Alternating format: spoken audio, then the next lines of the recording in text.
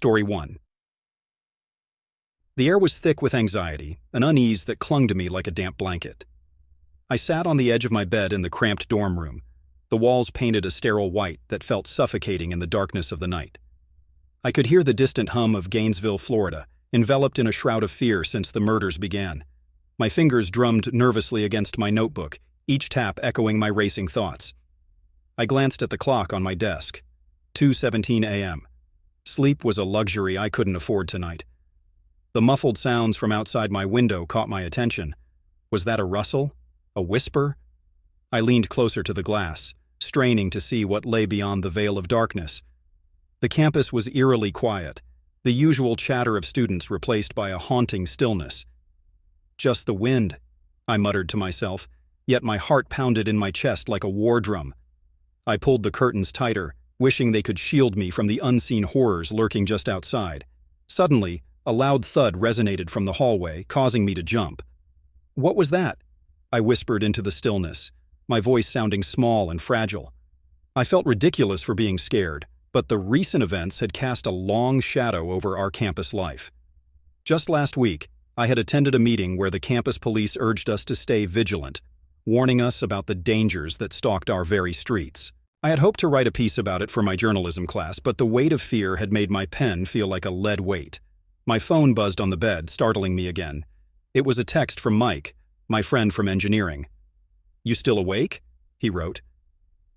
I could imagine him pacing in his room, eyes darting to the window every few seconds. "Yeah, just, thinking," I replied. "Thinking or freaking out?" he shot back, his words tinged with humor, but underscored by the gravity of the situation. "A bit of both, I guess," I admitted. "I keep hearing things outside. It's like the campus is holding its breath." "I know what you mean. I set up some traps in my room," he responded, the lightness of his tone fading. "Just in case." "Traps? Like booby traps?" I asked, unable to suppress a chuckle. "Hey, you laugh, but I'd rather be safe than sorry. You never know when the killer could be lurking." As I read his words, I felt a chill creep down my spine. The killer was real, and he was out there, hunting students like me. What if Mike was right? I shook my head, trying to dispel the dark thoughts. "Just be careful, okay? We're all on edge," I texted back, my fingers trembling. I heard the door creak open next door, and the sound sent my heart racing again. I leaned towards the wall, hoping to catch a glimpse of my neighbor, Emily. I could imagine her. So compassionate, always trying to bring a bit of light into this dark time. She had attended a candlelight vigil for the first victim earlier that evening, and I knew it had affected her deeply. I couldn't shake the feeling that we were all connected by this shared dread. Moments passed in silence before I heard her voice, soft but laced with emotion. "Sarah? Are you awake?" "Yeah, I am," I replied, relieved to hear her. "I just got back from the vigil. It was intense. Everyone is so scared. I can feel it in the air," she said, her voice trembling slightly. "I know, it's like a dark cloud hanging over us," I replied. "But we'll get through this together." "Together," she echoed, though I could sense the uncertainty in her tone. As I lay back on my bed, the shadows around me seemed to deepen, swallowing the light that flickered from my desk lamp. I closed my eyes, trying to will myself to sleep, but the night stretched on, filled with the sounds of my racing heart and the haunting whispers of the unknown. The atmosphere on campus had shifted overnight. The whispers of a serial killer were everywhere, creeping into every crevice of our lives like the humid Florida air. I could feel the weight of fear pressing down on my chest as I sat on my bed, staring at the wall. Emily had just left after we established our buddy system, and the idea that I had someone to watch my back was a small comfort amidst the chaos. "Are you sure you're okay?" Emily had asked, her brow furrowed with concern. "Yeah, just trying to process everything," I'd replied, forcing a smile that didn't quite reach my eyes. As I lay there, I considered the implications of our pact. What would happen if something happened to one of us? Would the other be able to live with that guilt? I shook my head, trying to dispel the dark thoughts.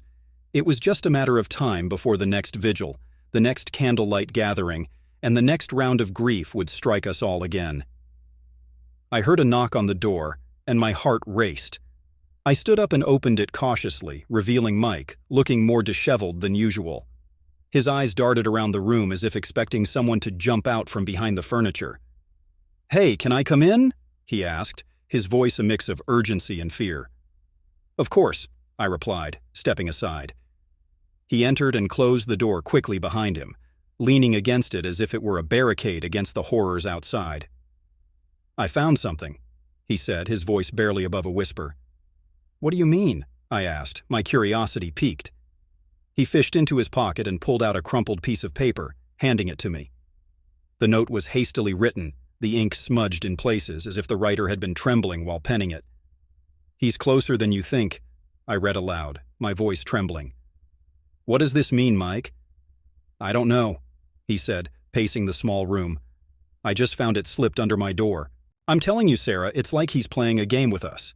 Maybe it's just a prank," I said, trying to rationalize the fear that was creeping in. "You know how students can be—" "No, this feels different," he interrupted, his eyes wide. "This isn't just some joke. This is serious." The flickering of the overhead light cut through the tension. I glanced up, feeling an unsettling sensation wash over me. Just as I was about to say something, a chilling sound echoed from the hallway, a low thud like something heavy being dropped, followed by a series of hurried footsteps. "What was that?" Mike's voice dropped to a whisper, his eyes darting towards the door. "I don't know," I replied, my heart racing. "Should we check it out?" "I don't think we should," he said, shaking his head vigorously. "What if it's him?" I felt a chill creep up my spine. What if it's someone who needs help? Mike was about to respond when there was another loud thud, followed by a voice shouting, "Get down! Everyone get down!" We exchanged terrified glances. The fear in Mike's eyes mirrored my own. My instinct told me to run, to hide, but we were frozen in place, caught between the urge to flee and the need to understand what was happening. "Should we call someone?" I suggested, fumbling for my phone. Mike grabbed my wrist. "No, don't make a sound. Whoever it is, they could be listening." I swallowed hard, nodding in agreement. The air felt thick with tension, every second stretching into eternity.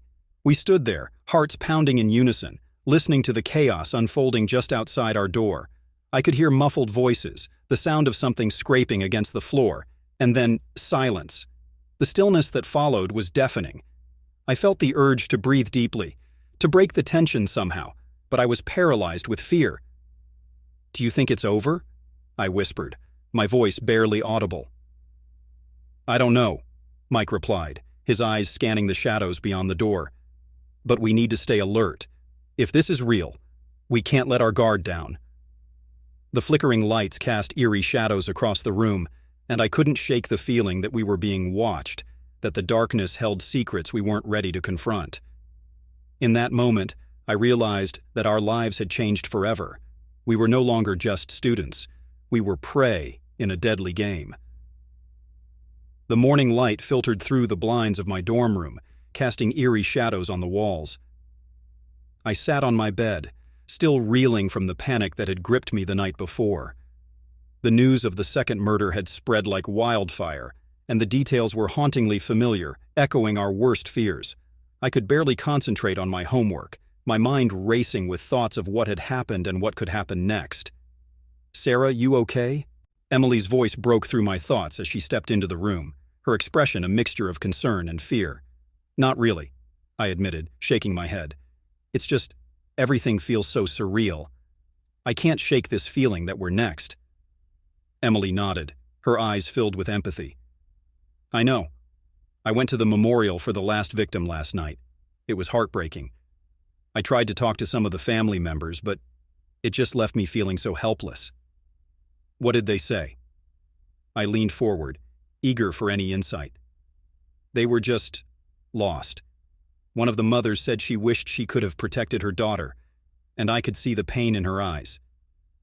Emily's voice quivered, and I felt a lump form in my throat. It's like we're all stuck in this nightmare and there's no waking up. Just then, Mike burst into the room, his eyes wide with alarm. "Did you hear that? Something's going on in the common room." "What do you mean?" I asked, my heart racing. I don't know, but I heard a crash. It sounded like someone smashed something. We need to check it out. Emily and I exchanged worried glances, but Mike's urgency compelled us to follow him. We rushed down the hall, our hearts pounding in sync with the dread that hung thick in the air. As we approached the common room, the sight that greeted us left us frozen. A table lay overturned, its contents scattered across the floor, and a group of students stood huddled together, whispering urgently. "What happened?" Mike demanded, stepping closer. One of the students turned to us, her face pale. "We were just sitting here, and then we heard this loud bang. It's like something or someone was trying to break in." "Break in? Are you serious?" I could feel a chill creep down my spine. "What if it's him? What if the killer is here?" "Everyone needs to stay calm," Emily said, her voice steady despite the tremor in her hands. "We should call campus security." Just as she reached for her phone, another loud crash echoed through the hallway, sending us all jumping back. "What the hell was that?" Mike shouted, his paranoia flaring. "I don't know, but we need to get out of here," I urged, my instincts screaming at me to run. We turned to flee, but before we could take a step, the door swung open, revealing a figure that made our blood run cold. It was a campus maintenance worker, his face streaked with sweat and confusion. "What's going on?" I heard a noise and came to check. Relief washed over me, but it was short-lived. "We thought," Emily started, but I cut her off. "Never mind that. We just need to get to safety." The worker looked at us, concern etched on his brow. "You should head back to your rooms. The police are on their way. Just stay inside and lock your doors." As we made our way back to my room, the weight of dread settled over us again. "This is getting out of control," Mike muttered, his voice barely above a whisper. "I feel like we're sitting ducks." "Mike, you need to stop with the traps," I said, trying to sound firm but gentle. "They're not going to protect you from a killer." "They're the only thing I have to feel safe," he shot back, his eyes wild. "You don't understand what it's like to feel like you're being hunted." I opened my mouth to argue, but the truth was I didn't understand. All I knew was that fear was tightening its grip on all of us, and I couldn't shake the feeling that our time was running out. As we settled back into the room, I glanced out of the window, half expecting to see a shadow lurking in the distance. Instead, I saw the sun setting, casting an ominous glow over the campus. My heart sank. We were trapped in this nightmare, and there seemed to be no escape. The morning light streamed through the thin fabric of my curtains, but I felt anything but rested. I lay in bed, staring at the ceiling, my mind racing with thoughts of the murders that had shattered our campus. The police had ramped up their patrols, but as I walked to class, I couldn't shake the feeling that their presence was merely a band-aid on a gaping wound. I needed to do something, to take back the sense of safety that had been stripped away from us. That's when the idea hit me. I would write an article. I gathered my notebooks and pens, my heart pounding with a mix of determination and fear. It wasn't just about the murders. It was about the fear that had gripped all of us, a palpable thing that lurked in every shadow and echoed in every creak of the old dorm building. I revisited the conversations I'd had with Emily and Mike, the way our voices had trembled with uncertainty. I needed to give a voice to that fear. "Hey, Sarah, what's up?" Emily's voice broke through my thoughts as she entered my room, her brow furrowed with concern. "You look intense." "I'm going to write an article about the murders," I declared, trying to sound more confident than I felt. "People need to understand what's happening on this campus. We can't just sit back and let fear dictate our lives." Emily nodded slowly, but I could see the worry in her eyes. "But what if it puts you in danger? You know how paranoid everyone is right now. What if the killer sees your article?" I shrugged, desperate to project a sense of bravery I didn't fully feel. "I have to do something, Emily. We can't let this guy win. I'll make sure to keep it focused on the community's fear and the need for safety. It's not about glorifying the killer."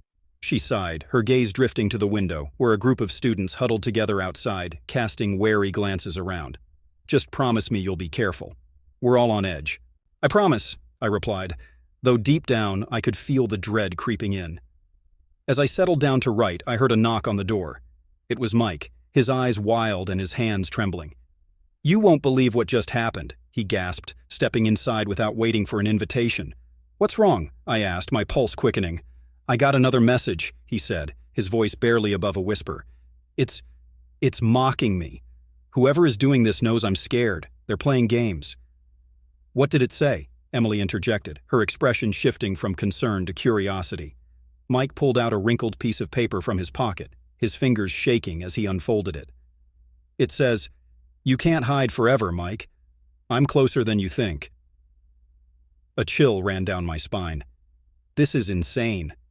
Do you think it's someone from the dorm? Maybe, Mike replied, his eyes darting around the room as if the killer might jump out at any moment. I don't know who to trust anymore. Have you told the police? I asked, my voice rising with urgency. I thought about it, but what if they think I'm just being paranoid? I've already set up traps in my room. They just laugh at me. He slumped onto my bed, burying his head in his hands. Mike, you need to be careful. This is serious, Emily said, placing a comforting hand on his shoulder. We need to stick together. You're not alone in this. Just then, a loud crash echoed from the common room, sending us all into a frenzy. I jumped to my feet, adrenaline coursing through my veins. What was that? I don't know, but we should check it out, Mike said, his earlier bravado fading. Stay close, I urged as we moved cautiously toward the door. The hallway felt like a different world, shadows lurking as if they were alive. Every creak of the floorboards beneath us heightened my anxiety, and I couldn't shake the feeling that we were being watched. As we stepped into the common room, the sight before us made my stomach turn. A chair lay overturned, and a few students were gathered around, their faces pale. What happened? I asked, my voice barely above a whisper. Someone threw something through the window, one of them replied, pointing shakily to the shards of glass scattered on the floor. We heard a shout, but then, nothing. My heart raced as I exchanged glances with Mike and Emily. This isn't over, I murmured, a sense of dread settling deep within me. We're not safe here. As we regrouped, a heavy silence enveloped us, the reality of our situation crashing down like the glass that had shattered just moments ago. In that moment, we were bound by fear, our lives intertwining in ways we hadn't foreseen. I just hoped that our friendship would hold strong against the darkness that loomed ever closer. The tension in our group had grown unbearable. It felt like we were living in a pressure cooker, and every conversation seemed to boil over with accusations and fear. I could see it in their eyes. Mike's were wide and darting, constantly searching for threats that lingered just beyond our control. Emily, usually the compassionate glue that held us together, was becoming increasingly withdrawn, her mind racing toward dark conclusions that I couldn't quite follow. Sarah, you're not seriously suggesting we go through those old case files, are you? Mike blurted out one afternoon as we huddled in my dorm, the dim light casting long shadows. What if it leads back to us somehow? What if the killer finds out we're looking for him? I sat back, crossing my arms.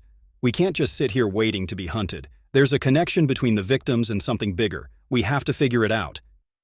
Emily, who had been staring out the window, turned to us, her voice soft but firm. Maybe we should just let the police handle it. They're doing their best and we're just students.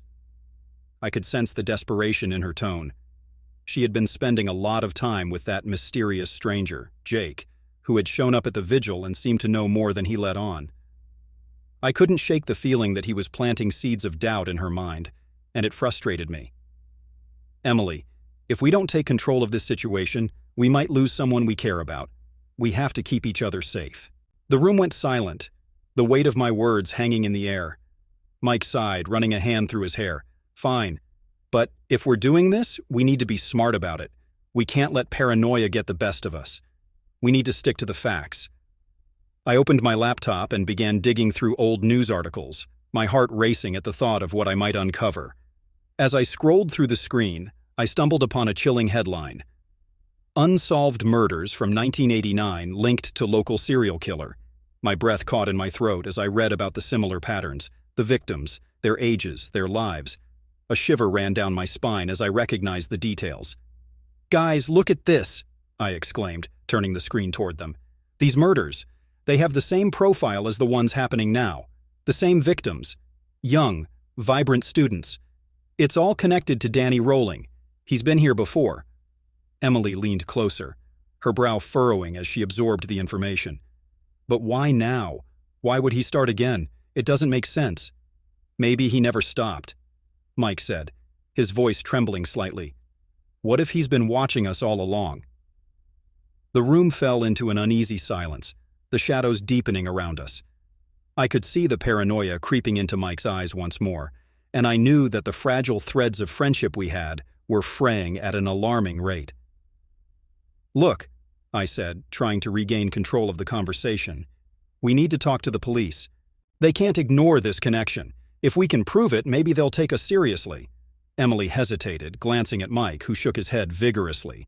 "No way. They'll think we're overreacting. We can't put ourselves in that kind of danger. What if the killer finds out we're looking for him? What if he targets one of us next?" Before I could respond, my phone rang, cutting through the tension like a knife. I glanced at the caller ID, unknown. A chill ran down my spine. I hesitated, looking at Mike and Emily. "Should I answer it?" "Are you crazy?" Mike exclaimed. It could be him.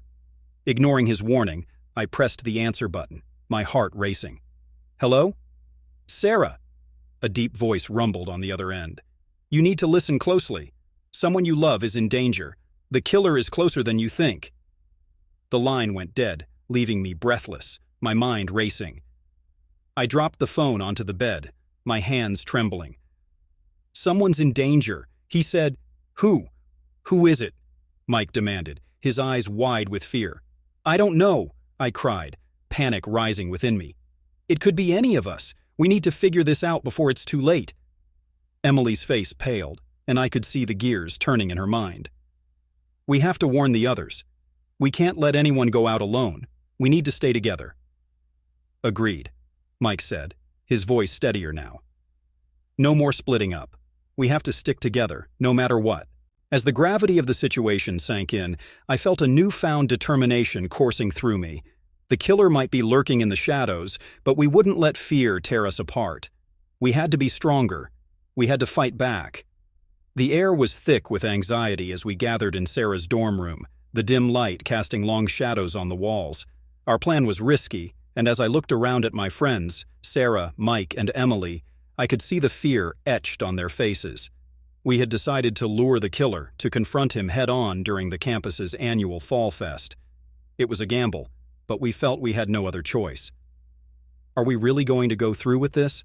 I asked, my voice shaking slightly. The thought of facing the monster that had haunted us for weeks was terrifying. "Yes," Sarah said firmly, her jaw clenched. "We have to protect each other, and if we can draw him out, maybe we can stop this once and for all." Mike was pacing, his hands running through his hair. "What if he's smarter than we think? What if he knows we're trying to trap him?" His paranoia was palpable, and I could feel the tension rising as he continued to ruminate on the worst-case scenarios. Emily stepped forward, trying to soothe him. "We'll be together. We have a plan. We just need to stick to it." Her voice was calm, but I could sense her own fear bubbling beneath the surface. As the night of the event approached, we set our trap. We had arranged for Sarah to wear a distinctive red scarf, something that would draw the killer's attention. Crowd, while Mike and I would cop watch from a distance. To spring into action, Emily, with her knowledge of psychology, had suggested we use a fake fight to create chaos. The atmosphere at Fall Fest was electric, filled with laughter and the scent of caramel apples. But as I scanned the crowd, my heart raced. How could everyone be so carefree while we... "There she is," Mike whispered, pointing to Sarah, who was weaving through the throngs of students, her scarf bright against the darkness. "Let's stick to the plan," I reminded him, though my fingers trembled as I clutched my phone, ready to call for help at any moment. As the minutes ticked by, my anxiety mounted. I could feel the weight of our plan pressing down on me. Suddenly, we heard a commotion on the other side of the festival. A loud argument erupted just as Emily had predicted. "Now!" I shouted, and we started moving towards Sarah. The crowd parted, and I could see her looking around, her expression a mix of confusion and fear. Then, out of the chaos, I spotted... My heart dropped. He was tall, his face partially obscured by the hood of a sweatshirt, but there was something eerily familiar about the way he stood. Too still, too calculated. "Sarah, over here!" I called, but my voice was lost in the din. As I rushed forward, a scream pierced the air. I turned to see the hooded figure lunging towards Sarah. Time slowed as I rushed forward, adrenaline fueling my movements. Mike was right behind me, and we both tackled the figure to the ground. In the scuffle, I caught a glimpse of his face. My blood ran cold. It was a face I recognized from the news, Danny Rolling. "Get off me!" he growled, twisting beneath us. But we held him down, a mix of fear and determination coursing through me. "Call the police!"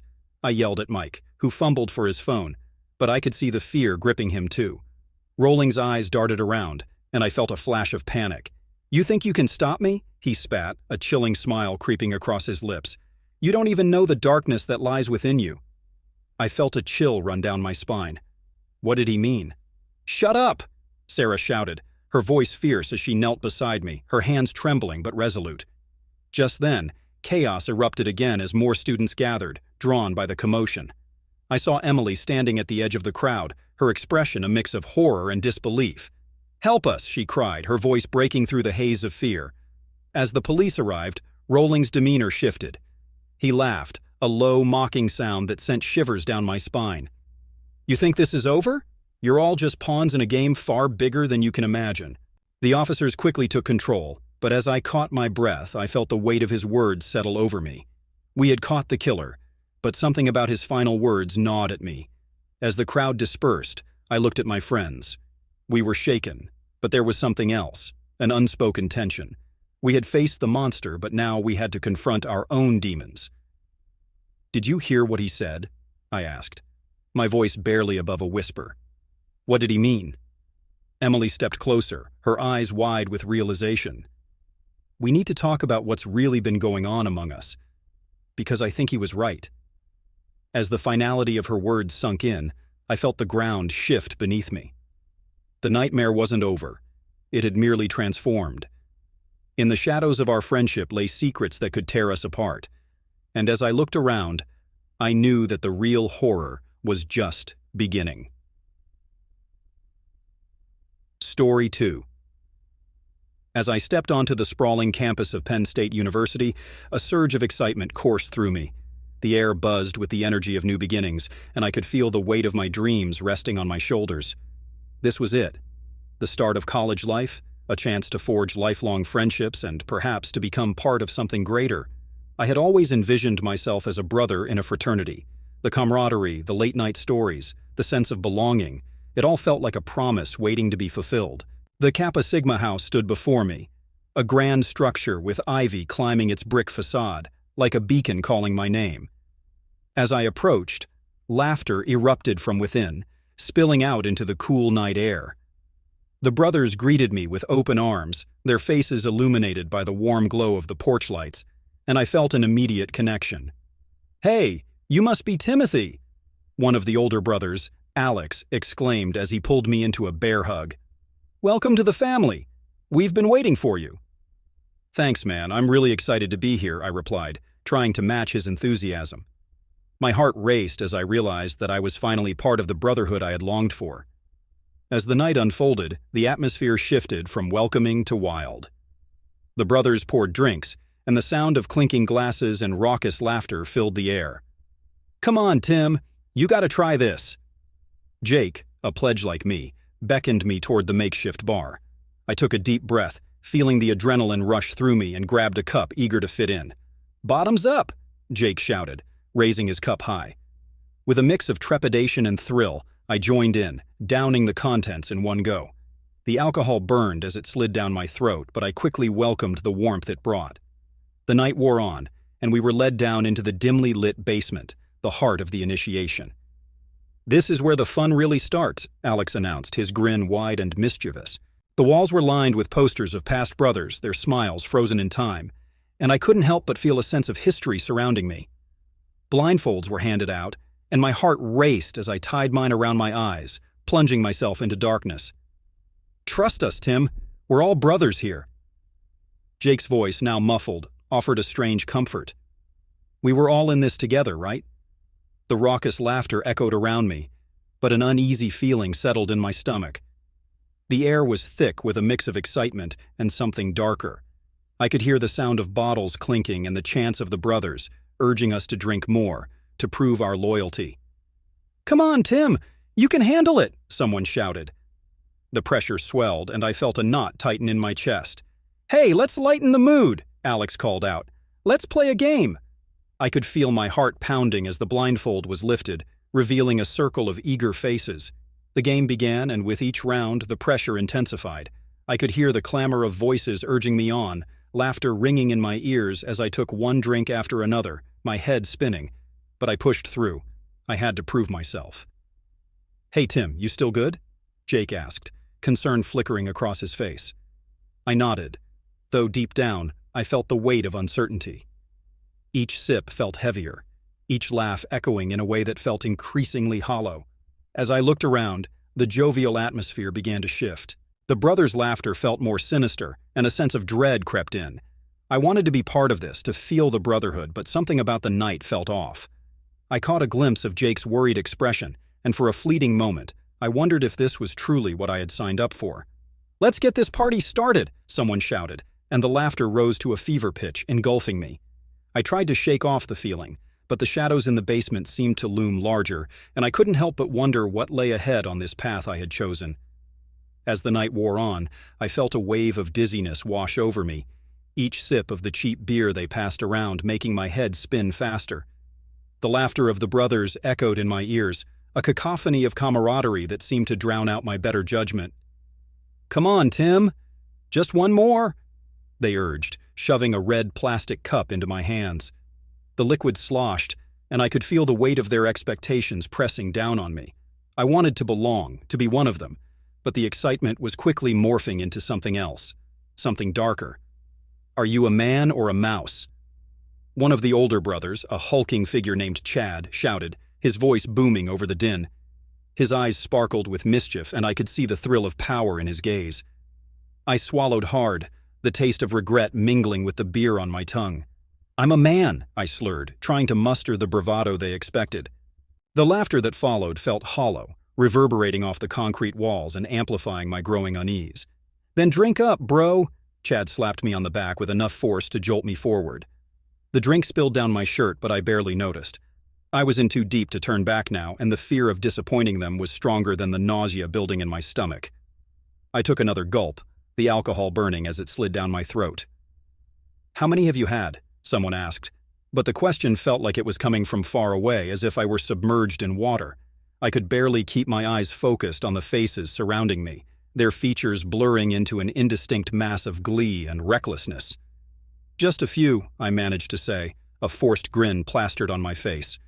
The truth was, I had lost count, and my body was beginning to betray me. I stumbled, the world tilting dangerously. "I think I need—" Before I could finish, I felt the ground shift beneath my feet.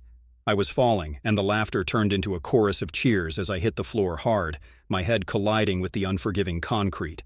The impact sent a shockwave through my body, and for a moment, everything went black. When I regained my senses, I was still on the floor, my vision swirling. "Tim! Get up, man!" a voice shouted, but it felt distant, muffled.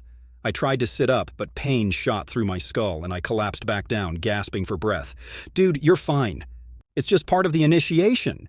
Chad's voice cut through the haze, but it felt like a cruel joke. I could feel the warm trickle of something wet at the back of my head, but I couldn't focus on what it was. The laughter continued, and I watched as the brothers resumed their revelry, their cheers echoing through the dimly lit basement. "Help!" I tried to scream, but the word came out as a strangled whisper, lost in the chaos around me. The faces that loomed above me were grinning, oblivious to my distress. I wanted to shout for help, to make them see me, to make them care, but the weight of my situation pressed down harder than ever. "Come on, Tim. You're not going to let a little fall keep you down, are you?" Chad jeered, and the others joined in, their laughter ringing in my ears like a death knell. My heart raced as I struggled against the growing fog in my mind. "Please, I need help," I managed to croak out, but the words were swallowed by the roars of laughter and the clinking of cups. I felt so small, so invisible, lying there while they celebrated a twisted version of brotherhood that felt more like a betrayal. As the night dragged on, I remained on the floor, my head spinning with a concoction of pain, fear, and a bitter realization. This was not the brotherhood I had dreamed of. This was a nightmare I couldn't wake up from. The laughter faded into a haunting echo, and as I lay there, I felt utterly alone. The air in the basement felt thick and suffocating, a haze of laughter and reckless abandon swirling around me. I could hardly make sense of what was happening. The walls seemed to close in as I leaned against the cold concrete, my head spinning. I was surrounded by brothers, who cheered and hollered as if this was some grand celebration. but I could feel the unease gnawing at my insides, a persistent whisper telling me that something was terribly wrong. "Timmy, come on, man, you can't just sit there." Jake's voice cut through the fog in my mind. He was leaning over me, his face flushed with excitement and alcohol. I managed a weak smile, trying to convey that I was still in the game, but inside, I was crumbling. I had lost count of how many drinks I had consumed, and I could feel each one clawing at my stomach, threatening to spill out. "Yeah, Timmy, one more shot and you'll be one of us!"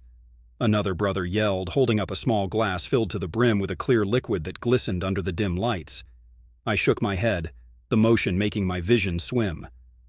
I think I need to sit down," I mumbled, but the words barely escaped my lips before another wave of laughter erupted around me.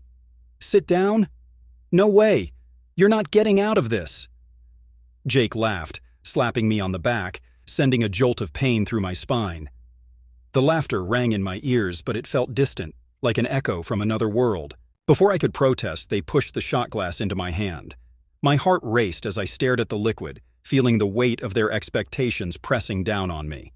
I could already feel the nausea creeping in, but the fear of disappointing them, of being the weak link, overpowered my better judgment. I raised the glass to my lips, forcing the liquid down my throat. It burned. "Attaboy, Timmy!" Jake shouted, hooting as if I had just won a championship. I forced a smile, but the world around me was starting to tilt. Then it happened. I stumbled backward, my foot catching on a loose floorboard. I fell hard, the impact sending shockwaves through my head. The laughter dimmed, but it wasn't gone. I lay there disoriented, trying to blink away the stars in my vision. "Dude, you okay?" Jake's voice had shifted, a hint of concern creeping in. But the others just laughed harder, their amusement at my misfortune drowning out any sense of urgency. "Get up, Tim!" someone shouted, and I tried, I really did. I pushed myself up, but the room spun, and I fell again, this time to the side. I could hear their voices, but they sounded muffled, like I was underwater. "Come on, man, it's just part of the initiation." "Quit being a wuss," I wanted to scream, to tell them that I needed help, that I was scared.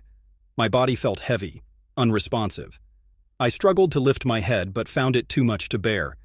"Help," I croaked, but it came out as a whisper, lost amidst the raucous laughter.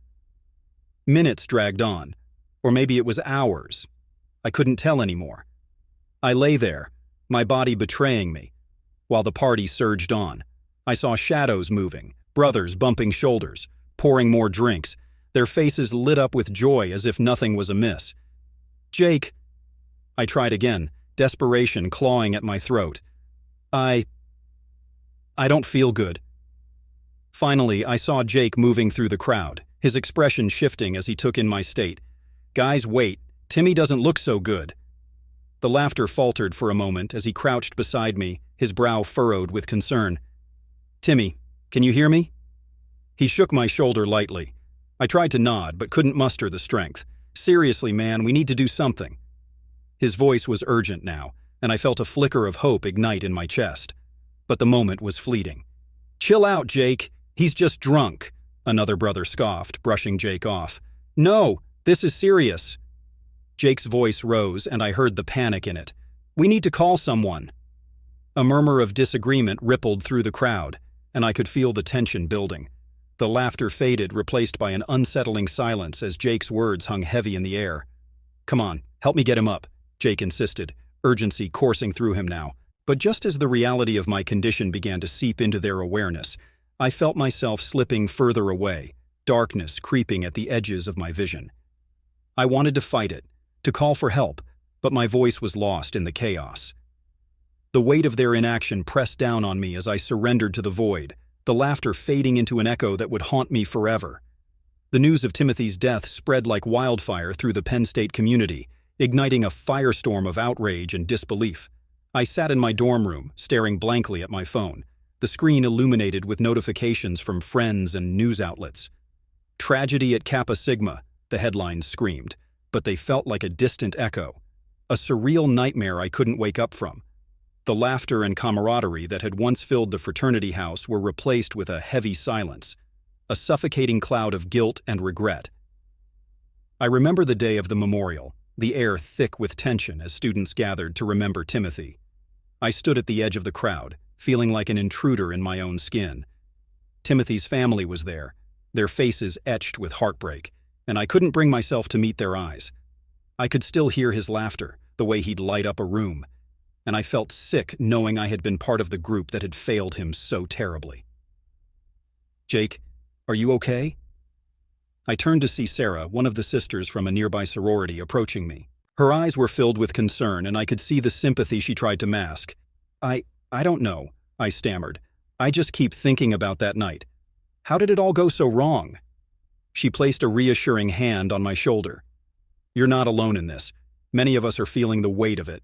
We need to hold those responsible accountable." Her words struck a chord, but I felt paralyzed. Accountability. What did that even look like now? I had been there. I had seen the way we all laughed off Timothy's fall, and now I was haunted by the memories. I could have done something, anything, but instead, I chose to stay silent, to fit in with the rest of the brothers, and now we were all paying the price. As the days turned into a week, the fraternity faced severe repercussions. The university announced an investigation, and I watched as my brothers were called in for questioning. I could see the fear in their eyes, the way they shifted uncomfortably as they tried to explain themselves. "I didn't know it was that serious," one of them said, his voice trembling. "We were just having fun." "Fun? This isn't fun," I wanted to scream at him. "This is real life, and someone is dead because of our actions." Instead, I stayed silent, my heart racing at the thought of the consequences we all might face. The media buzzed around us like a swarm of bees, wanting to extract every detail, every drop of drama. I could barely stand to see Timothy's family on the news, their pain laid bare for the world to witness. They were demanding justice, and I couldn't help but feel a pang of guilt. I had been a part of this. One evening, as I sat in our common room, the weight of it all crashing down on me, Mark, the fraternity president, walked in. He wore his usual bravado like a shield, but I could see the cracks beginning to show. The way his hands fidgeted and his eyes darted around the room told me he was feeling the pressure too. "Guys, we need to stick together," he said, trying to rally us. "This will blow over. It's just a misunderstanding." "A misunderstanding?" I shot back, unable to contain my anger. "Timothy is dead, Mark. How can you call this a misunderstanding? We're not just going to brush it off." He narrowed his eyes at me, and for a moment, I saw the darkness lurking beneath his facade. "You need to watch your mouth, Jake. We have a reputation to uphold." Reputation? What about Timothy's reputation? What about his family? I could feel the fire inside me raging, and I was done staying quiet. "We need to own up to what happened," Mark scoffed, but I could see the uncertainty flickering in his gaze. The room fell silent, and I knew I wasn't the only one questioning the choices we had made. The laughter that had once echoed through the halls of Kappa Sigma felt like a distant memory, replaced by a haunting reminder of the cost of our actions. As the investigation unfolded, I found myself grappling with the idea of accountability. I wanted to speak out, to tell the truth about that night, but fear held me back. What would happen to me? What would happen to us? The brothers who had laughed as Timothy lay unresponsive. The weight of that night pressed heavily on my conscience. The truth was a burden, and I wasn't sure if I was strong enough to carry it alone. As I sat in the courtroom, the air felt heavy with tension. I could feel the weight of every worried gaze from Timothy's family as they took their seats, their grief palpable, a silent scream echoing through the room.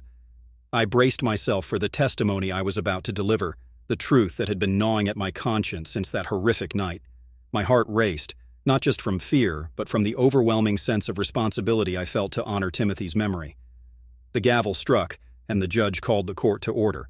I glanced at the other brothers, some of whom I had once called friends. Their faces were a mix of defiance and dread, and I could see the way they shifted uncomfortably in their seats. They knew what was coming. They knew that I was about to pull back the curtain on the darkness we had all tried to ignore. "Do you swear to tell the truth?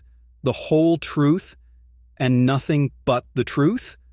The bailiff's voice rang out, and I nodded, my throat dry as I stood to make my way to the witness stand. As I sat down, I looked directly at Timothy's parents, their faces etched with sorrow. I couldn't look away. I wanted them to know that I was doing this for their son. Taking a deep breath, I began.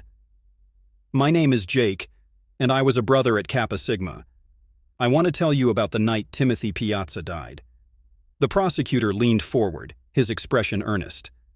Please recount the events of that evening, Mr. Jake. I swallowed hard, the memories flooding back like a tide I couldn't hold back. It started as a typical initiation. We were drinking, laughing, and I thought it was all in good fun at first. But then things took a dark turn. I paused, feeling the weight of my words. Timothy was coerced into drinking more than he could handle. I remember him stumbling, trying to keep up with the others, and it was painful to watch. I glanced at my fellow brothers again, and I could see some of them shifting nervously under the weight of my confession. When he fell and hit his head, I thought he was just being dramatic. I was caught up in the moment too, and I didn't want to be the one to ruin the fun. A murmur spread through the courtroom, and I could feel the eyes of the jury on me, judging me, and perhaps understanding the depths of my regret. But then he just stopped responding.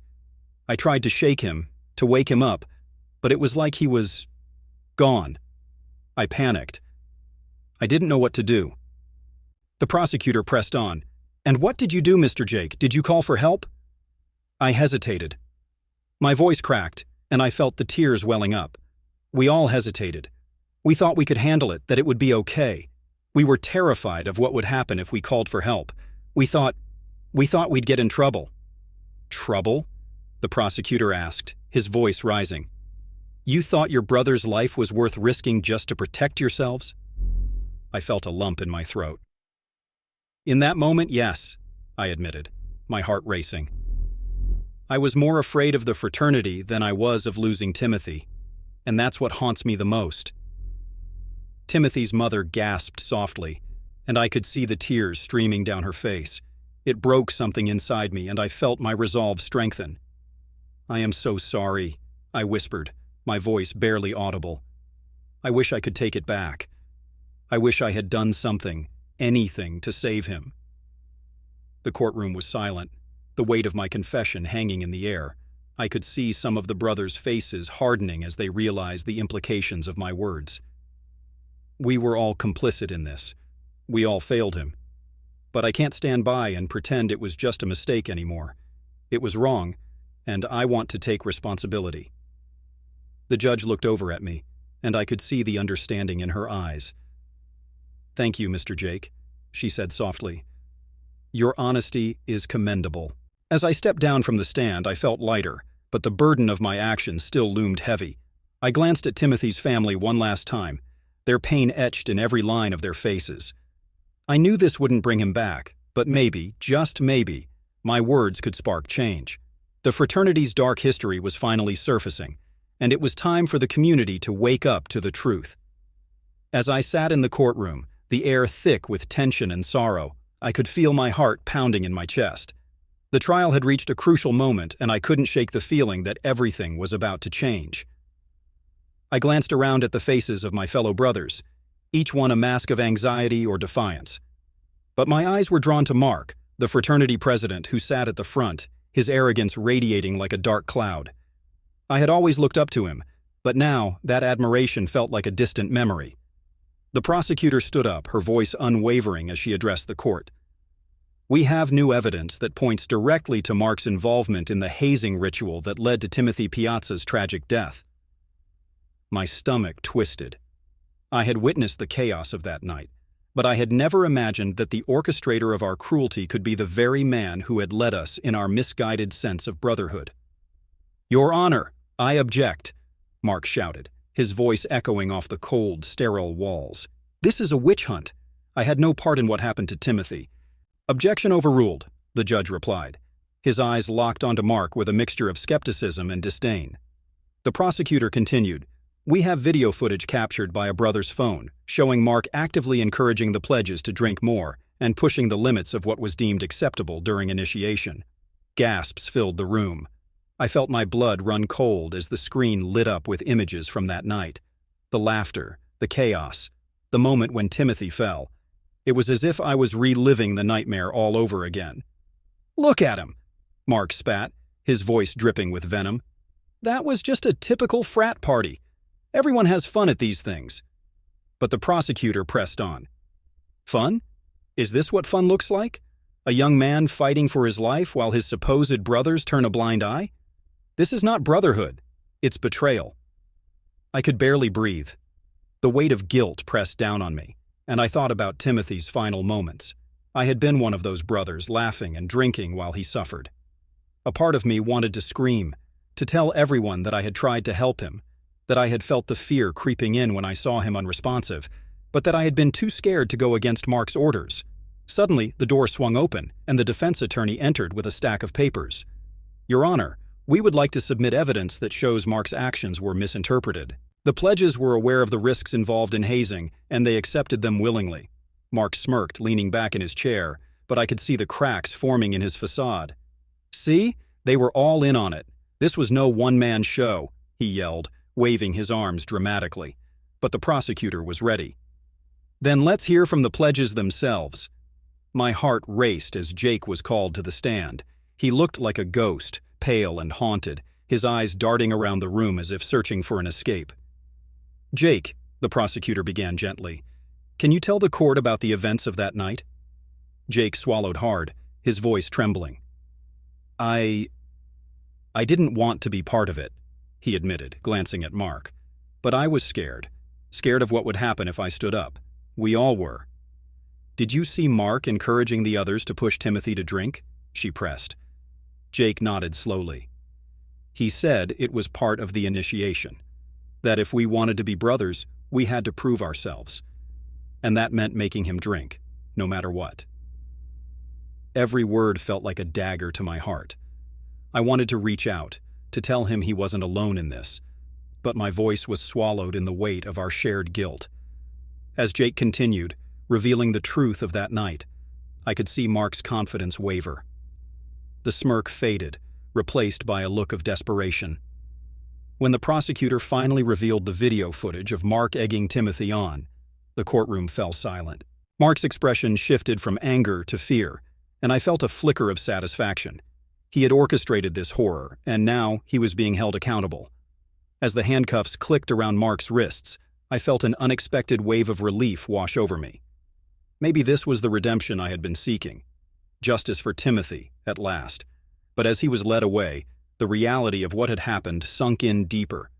We had brought down our leader, but at what cost?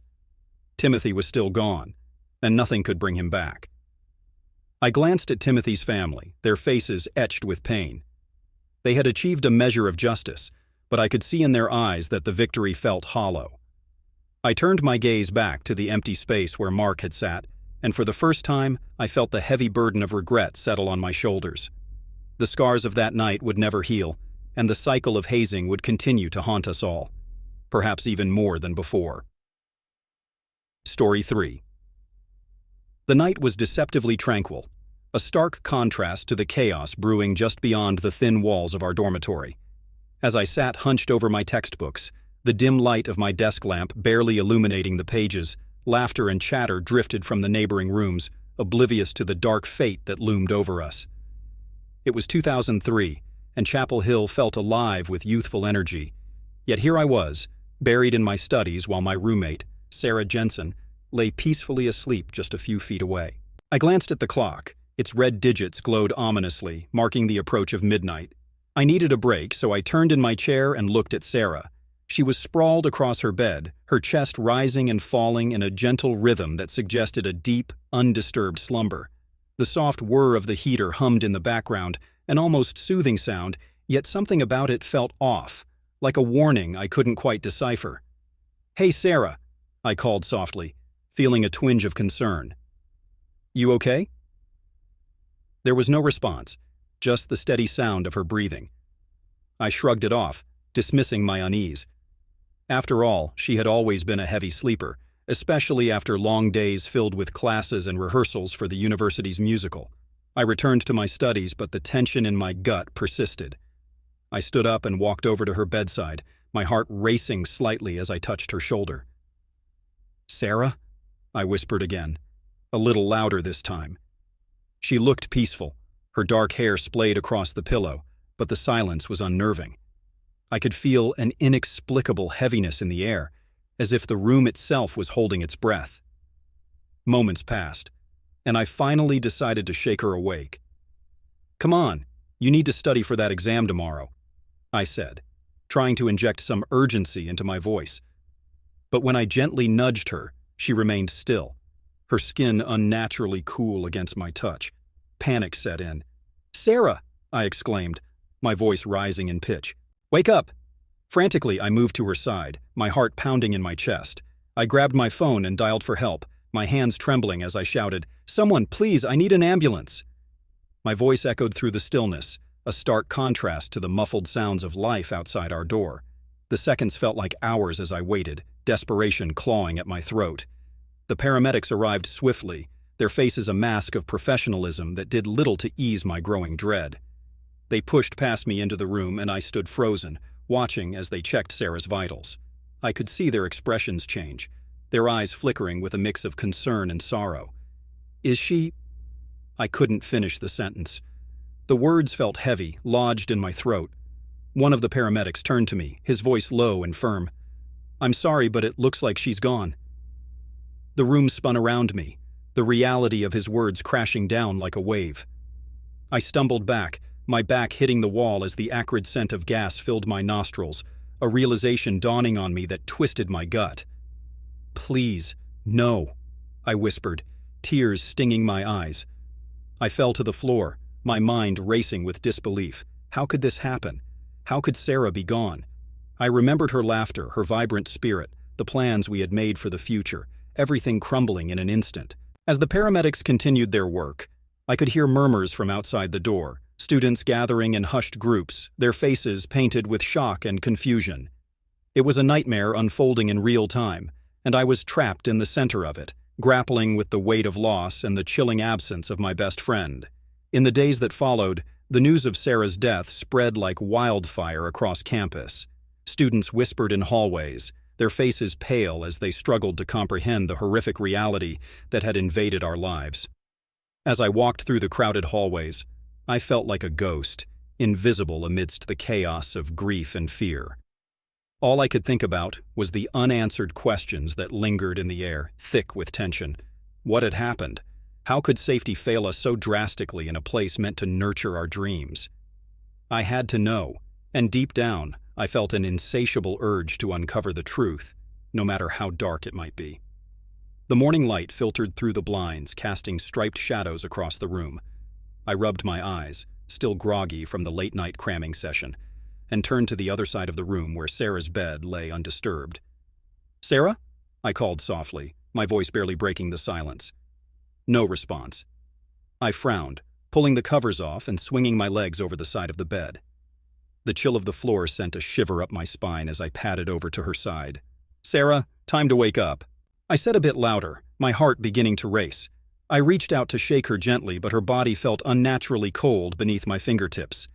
Panic surged through me like a tidal wave as I turned her toward me. Her face was pale, lips tinged with a shade of blue that made my stomach drop. "Sarah!" I screamed, fear wrapping its icy fingers around my throat. I shook her again, harder this time. "Please, please wake up!" Desperation clawed at me as I scrambled for my phone, my hands trembling uncontrollably. I dialed 911, my heart racing as I pressed the phone to my ear, the operator's voice distant and muffled compared to the pounding of my pulse. 911, what's your emergency?" the operator asked. There's been an accident. My roommate, she's not breathing. Please hurry." My voice cracked, and I could barely comprehend my own words through the panic. "Stay calm. I need your address," the operator instructed, her voice steady, anchoring me momentarily. I rattled off our dorm address, my eyes never leaving Sarah's lifeless form. "Help is on the way. I need you to check if she's breathing," the operator urged, and I swallowed hard, forcing myself to lean closer. I placed my ear against her chest. There was nothing, just silence. "Please, please hurry," I cried, tears spilling down my cheeks. I could hear the sirens in the distance, growing louder, but it felt like forever until they reached us. When the paramedics burst through the door, their expressions were somber, their movements swift and practiced. "What happened?" one of them asked, kneeling beside Sarah. "I don't know. I woke up, And she was like this. I sobbed, stepping back to give them space. The acrid scent of gas began to invade my senses, and I felt dizzy, as if the room was closing in around me. They worked quickly, checking her vitals, and I felt an overwhelming sense of helplessness wash over me. I stood there, a spectator to this nightmare, my heart shattering with each passing second. After what felt like an eternity, one of the paramedics turned to me, his face etched with sorrow. "I'm sorry, but she's gone." The words hit me like a physical blow, knocking the breath from my lungs. I staggered back, my hands clutching the edge of the desk for support, my vision blurring. "No, she can't be. There has to be something you can do," I pleaded, my voice rising in pitch, desperate for any sign of hope. "I'm so sorry," he repeated, and the finality in his tone sent me spiraling into disbelief. The world outside seemed to fade away as I stood in the room that felt like a tomb, my heart aching for the friend I had lost. Whispers began to ripple through the dormitory as news of Sarah's death spread like wildfire. Students gathered in the hall, their eyes filled with shock and fear as they huddled in small groups trying to make sense of what had happened. I found myself standing in a crowded hallway, staring blankly at a news report playing on a nearby television. The reporter's voice droned on, detailing the tragedy, but all I could hear was the thudding of my own heartbeat. "This is so unreal," I muttered to myself, gripping my phone tightly, wishing I could turn back time. "Emily!" A familiar voice broke through the haze, and I turned to see Jenna, one of our classmates, rushing toward me. "I heard about Sarah. I'm so sorry." The warmth of her embrace was a stark contrast to the coldness enveloping me. "I can't believe she's gone," I whispered, my voice trembling. "It's just awful." "They're saying it was carbon monoxide poisoning," she said, her eyes wide with disbelief. "Carbon monoxide?" I echoed, the words feeling foreign on my tongue. "Yeah, they think it might be from the heater in your dorm," Jenna added, her brow furrowing. A knot formed in my stomach as the implications sank in. "That can't be right. The heater was fine, I think," I stammered, recalling the hum of the unit the night before. Jenna looked at me, concern etched on her face. "Emily, we need to figure out what happened. This can't just be a freak accident." Nodding, I felt a flicker of resolve ignite within me, a determination to uncover the truth behind Sarah's tragic death. I had to find out what really happened in that room, no matter the cost. The weight of Sarah's absence clung to me like a heavy fog as I sat hunched over my desk, surrounded by neatly stacked folders and scattered papers. Each page I flipped through felt like a ghostly reminder of the life that had been snuffed out so abruptly. I couldn't shake the feeling that I was being haunted by the shadows of negligence that lurked within the university's walls. "There has to be something here," I muttered to myself, my voice barely above a whisper. I pulled out the safety reports again, scanning the dense text for anything that could explain how this had happened. My heart raced as I read through the lists of maintenance requests that had been ignored, the countless warnings about the heating system that had gone unheeded. "This isn't just a tragic accident," I said aloud, frustration boiling within me. "This is negligence." Just then my phone buzzed, breaking the silence. It was a text from Mark, the journalist I had met at the campus coffee shop. "Meet me at the library. I found something," it read. My pulse quickened. I grabbed my coat and dashed out, the cold air hitting me like a slap as I stepped outside. The library was dimly lit, and the hushed whispers of students around me felt like an echo of the chaos in my mind. I found Mark at a secluded table, his laptop open, and a stack of documents piled beside him. "You won't believe this," he said, urgency lacing his voice. I slid into the chair across from him, trying to catch my breath. "What did you find?"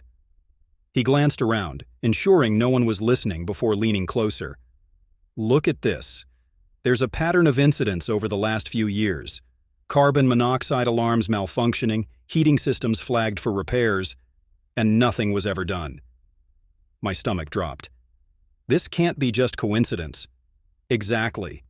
It's like they're covering something up," he said, his eyes narrowing as he scrolled through the data. "We need to take this to the administration." I felt a wave of unease wash over me. "Do you really think they'll listen? After what happened to Sarah?" Mark placed a reassuring hand on mine. "We owe it to her. If we don't speak up, who will?" The determination in his voice ignited a spark within me. Okay, let's do it. The next day, we marched into the administration building, the polished walls and pristine floors contrasting sharply with the turmoil churning in my gut. I clutched the documents tightly as we approached the office of Dean Thompson. As we entered, his expression shifted from casual interest to cautious concern. "Emily, Mark, what brings you here?" he asked, an unsettling calmness in his tone. I took a deep breath, the silence punctuated only by the ticking of a clock on the wall. "We need to talk about the safety protocols in the dorms. There's been a pattern of negligence that's resulted in serious incidents." Dean Thompson raised an eyebrow, his demeanor shifting slightly. "I assure you, Emily, the university takes safety very seriously. The incident with Sarah was a tragic accident, and an inquiry is already underway." "An inquiry?" I echoed, disbelief lacing my voice. "That's not enough. You can't just brush this off. Students' lives are at stake." Mark chimed in. "We have evidence of multiple safety violations. This isn't just about one person. It's about a system that's failing." The dean's expression hardened, his hands steepled in front of him. "I understand your concerns, but I must ask you to refrain from making unfounded accusations. It's not productive." I could feel my frustration boiling over. Unfounded?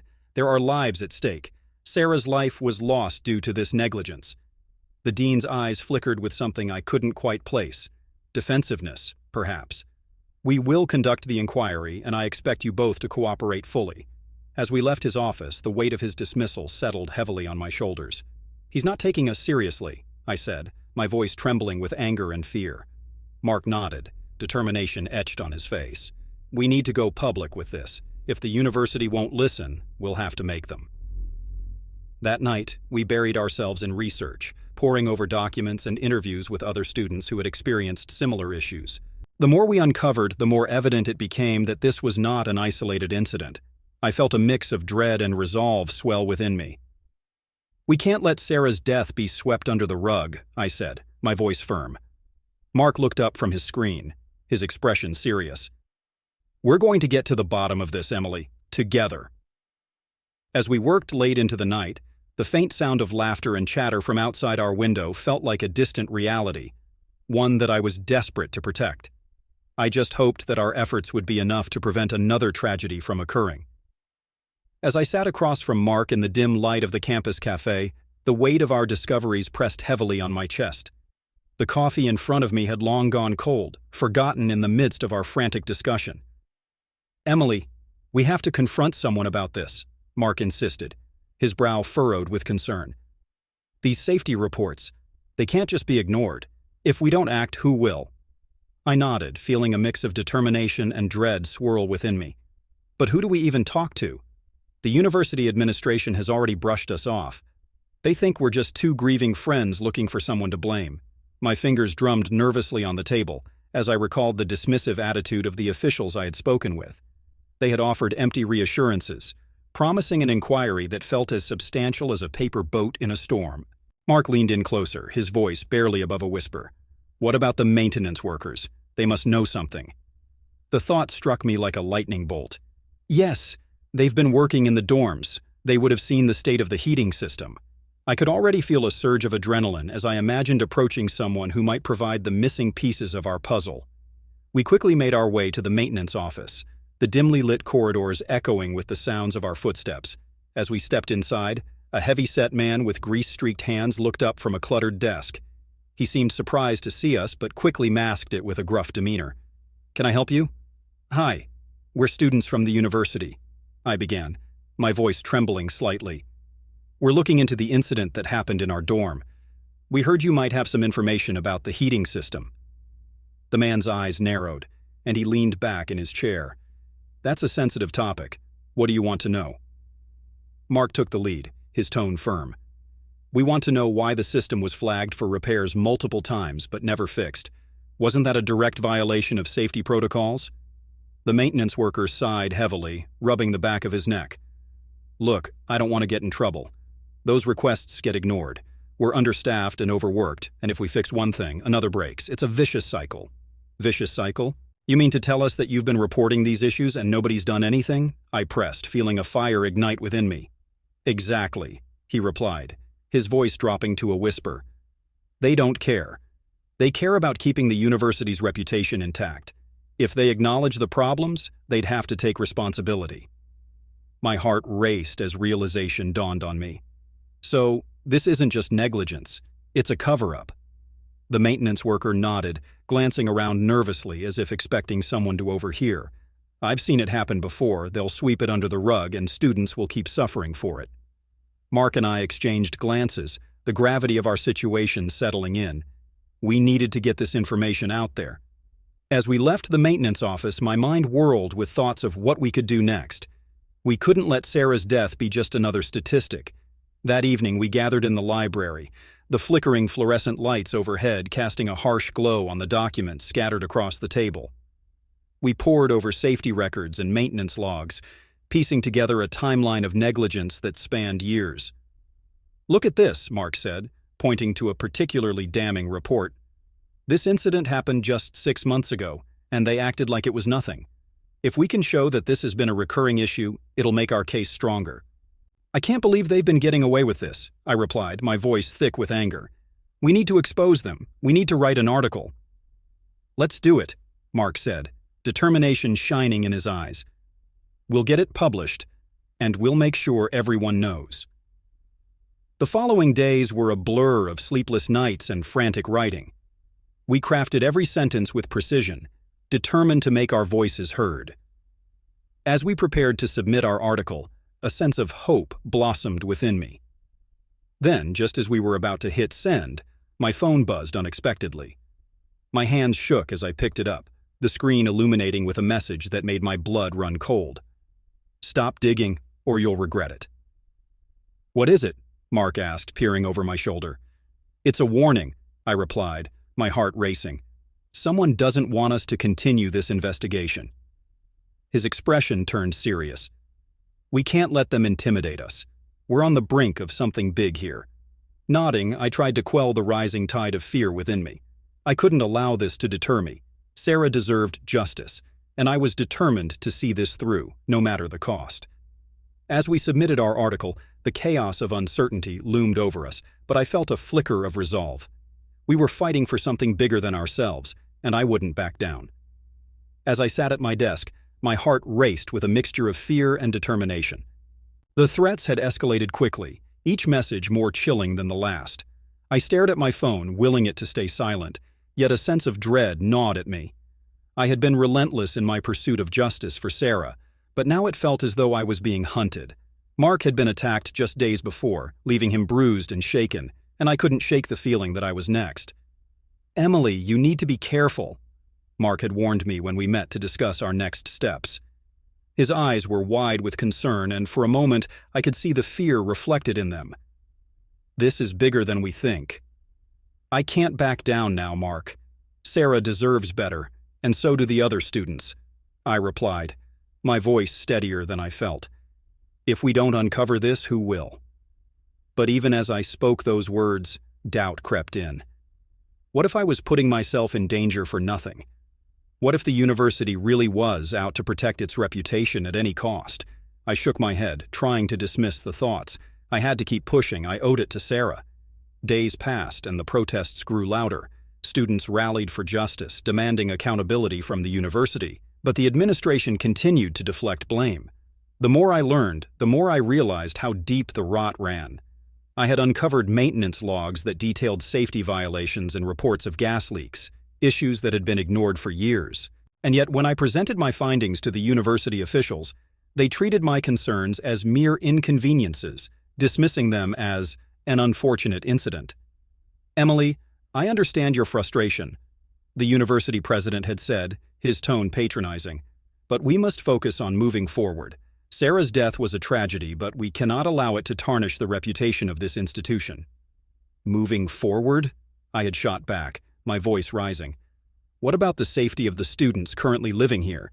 You're more concerned about your image than protecting us." He had narrowed his eyes, a dangerous glint flashing within them. "I suggest you tread carefully, miss.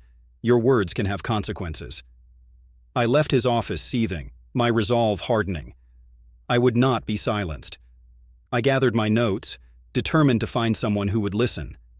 That's when I received the anonymous message urging me to meet at a secluded location for more information. My gut twisted with apprehension, but I knew I had to go. This could be the breakthrough I was looking for. "Emily, are you sure about this?" Mark asked, concern lacing his voice when I told him of the meeting. "It could be a trap." "I have to take the chance," I replied, staring into his eyes. "I can't let fear control me. Not now. Just promise me you'll be careful. Call me if anything feels off," he urged, squeezing my hand tightly. As I made my way to the location, my mind raced with possibilities. What if this was the key to exposing the university's negligence? What if it was someone within the administration who was finally ready to come clean? The air was thick with tension as I approached the designated spot, an abandoned parking lot lit only by the moonlight filtering through the trees. I felt a shiver run down my spine. I waited, my heart pounding as I glanced around, searching for any sign of movement. After what felt like an eternity, a figure emerged from the shadows. My breath caught in my throat as I recognized the familiar silhouette of a man I had only seen in passing, one of the university's top maintenance supervisors. "Emily," he called softly, stepping closer. "I'm glad you came." "What do you know?" I demanded, trying to mask my fear with determination. "Is it true? Are you going to help me expose this?" He hesitated, looking over his shoulder as if expecting someone to follow him.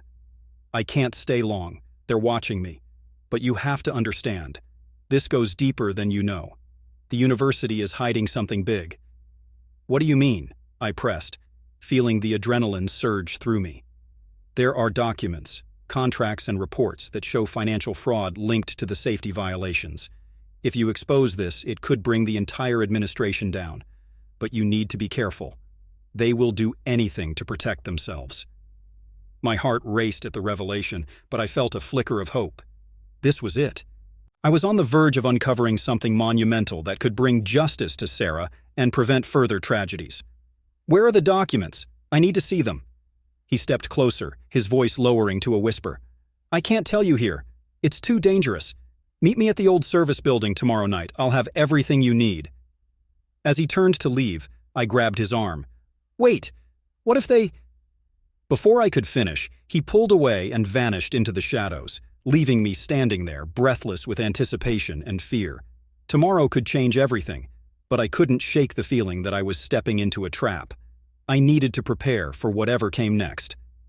I stood nervously at the edge of the secluded park, the chill of the night air biting at my skin. The moon cast an eerie glow on the gravel path, illuminating the shadows that danced between the trees. My heart raced as I glanced at my phone for what felt like the 100th time. The message had come through just an hour ago. "Meet me where the trees whisper secrets. You're closer to the truth than you think." When I arrived, I was shocked to see the silhouette of a man waiting for me. He was shrouded in darkness, his features obscured, but I felt an uncanny sense of familiarity wash over me. "Emily," he called out, his voice low and gravelly. "I've been waiting for you." "Who are you?" I asked, my voice trembling as I took a cautious step back. "What do you want?" The figure stepped into the light and I gasped as recognition hit me like a slap. It was Sarah's estranged father, a man I'd only seen in grainy photographs and news articles. The sorrow in his eyes was unmistakable, but so was the weight of something darker lurking beneath the surface. "I know you're searching for answers," he said, his tone a mixture of desperation and bitterness. "And you're closer than you realize." I felt my stomach twist. "You know what happened to Sarah, don't you?" He nodded slowly, his gaze drifting toward the ground. "The university. They've covered up so much. I've watched them lie and manipulate, all while they let other students suffer. But no one listens. No one cares." "But why didn't you come forward?" I pressed, my anger bubbling to the surface. "Your daughter died. You could have done something." His eyes darkened. "I did. But nobody believed me. They silenced me. I had to find a way to make them pay, to expose the truth, and I thought, maybe you could help." The air between us grew thick with tension. I could sense a shifting tide as he revealed his motivation. "You're right about the negligence, Emily. But there's more. You see, I was involved in a way you can't even begin to understand. I orchestrated the cover-up." Stunned, I took a step back. "What? Why would you do that?" Greed, he spat, his voice rising. And revenge. They betrayed me, Emily. I lost everything because of their lies. And now, they'll pay. I felt a shiver run down my spine. You're admitting to this? You're confessing? He pulled out a small device from his pocket, a sinister grin spreading across his face. This, he said, holding it up, is my insurance policy. If I can't bring them down, I'll make sure you don't walk away from this either. Before I could react, he pressed a button. My heart dropped as I heard a faint hissing sound begin to fill the air around us. Panic surged through me as I realized he had activated a gas leak. "You're insane!" I screamed, backing away quickly. "Run, Emily, run!" he shouted, his voice strangely filled with a mix of triumph and desperation. I turned and sprinted down the path, the hissing growing louder behind me. My lungs burned as I raced through the trees, desperate to escape the impending danger.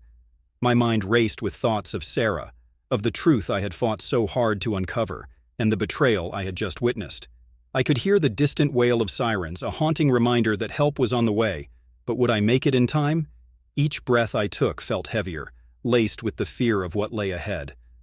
My phone buzzed in my pocket, but I didn't stop to check. I needed to get away from him, away from the darkness that threatened to consume me. As I broke through the tree line, the moonlight flooded my vision, illuminating the path ahead. I stumbled toward the parking lot, my heart pounding in my chest. And then, just as I reached my car, I heard a voice behind me. "Emily!" It was Mark, his face pale with worry. "What happened?" "There's no time," I gasped, my eyes wide with terror. "We have to go, now!" He didn't hesitate. He jumped into the passenger seat and I slammed the door shut, my hands shaking as I fumbled with the keys. The sound of sirens was getting closer, but so was the darkness behind me. I couldn't shake the feeling that I was being hunted. "Drive," Mark urged, his voice urgent. "What did you find?" "Everything," I cried, the adrenaline coursing through my veins. "But we have to get out of here first." As I peeled out of the parking lot, I glanced in the rearview mirror. The shadows loomed behind me, but I knew one thing for sure. I was not finished. The truth needed to come out, and I wouldn't stop until it did. Story 4. The library was my sanctuary, a place where the world faded away, leaving only the soft rustle of pages and the quiet hum of fluorescent lights. As I settled into my favorite corner on the third floor of the University of Michigan Library, the clock's hands crept past midnight. I was determined to absorb every detail of my notes before finals week, the weight of expectations heavy on my shoulders. The scent of aged paper filled the air, mingling with the faint aroma of coffee from the cafe below. I pulled my laptop close and lost myself in the rhythm of typing, each keystroke echoing the silent resolve in my mind. But as the minutes turned to hours, an unsettling feeling began to creep in, a prickle at the back of my neck. I glanced around, the dimly lit aisles of books casting long shadows that danced like specters. That's when I noticed him, Marcus. He was seated several tables away, his disheveled hair and wrinkled clothes contrasting sharply with the polished surroundings. What struck me most were his eyes, dark and penetrating, fixed on me with an intensity that sent chills down my spine. I tried to shake off the discomfort and focused on my studies, but Marcus didn't move. My heart raced as I felt his gaze linger, a weight that felt almost tangible. I shifted in my seat, pretending to read a passage from my textbook, but I could feel him watching. I cast a quick glance in his direction, and to my horror, he was still staring, a slight smirk playing on his lips. A wave of nausea washed over me. Was I imagining this? Minutes felt like hours as I wrestled with my anxiety. I gathered my things, the clatter of my books echoing in the silence. The instinct to flee surged within me, and I stood up abruptly, my chair scraping against the floor. I needed to get out, to breathe. As I stepped into the dim hallway, the silence enveloped me like a thick fog. I was alone, at least that's what I thought. The echo of footsteps behind me made my heart race, and I quickened my pace. My mind raced with scenarios as I glanced back, and there he was, Marcus, trailing just a few steps behind me. Panic surged through my veins. I could barely hear the sound of my own breath, which was now coming in shallow gasps. Every instinct screamed at me to run, to escape the predatory gaze that seemed to consume me. "Hey, wait up!" he called out, his voice grating against the stillness of the hallway. I quickened my pace, the sound of his footsteps growing louder, closer. I glanced back one more time, and the twisted expression on his face made my stomach drop. I turned back toward the corridor, my pulse quickening as I approached the fire exit, but it felt too far away. I noticed an alcove just off the hall, a small study room tucked away in the shadows. My heart raced as I made a split-second decision and ducked inside, pressing my back against the door. I locked it just as I heard his footsteps halt outside, lingering just beyond my refuge. My breath was ragged, and I strained to hear any sound. "Come on, don't be like that," he said, his tone almost mocking. "It's just a conversation." I pressed my hand over my mouth, stifling the urge to scream. I could feel the adrenaline coursing through me, a desperate need to escape, to be anywhere but here. I could hear my heartbeat in my ears, louder than the silence that surrounded me. I didn't want him to know I was in there, but I also didn't know how long I could stay hidden. Time stretched infinitely as I waited, the darkness closing in around me. I had to find a way out. I had to reclaim my sense of safety. But in that moment, all I could do was listen, trembling in the shadows, waiting for the nightmare to unfold. Panic surged through me as I quickened my pace, the dimly lit library stacks stretching endlessly before me. Each step felt like a desperate attempt to outrun the dread that clung to my back, a heavy shadow that threatened to consume me whole. I could hear his footsteps behind me, a cruel echo that taunted my every move. "Just keep going, Sarah," I whispered to myself, trying to drown out the sound of his presence. I darted between the towering shelves, the faint smell of old books and dust filling my lungs, but it did little to calm my racing heart.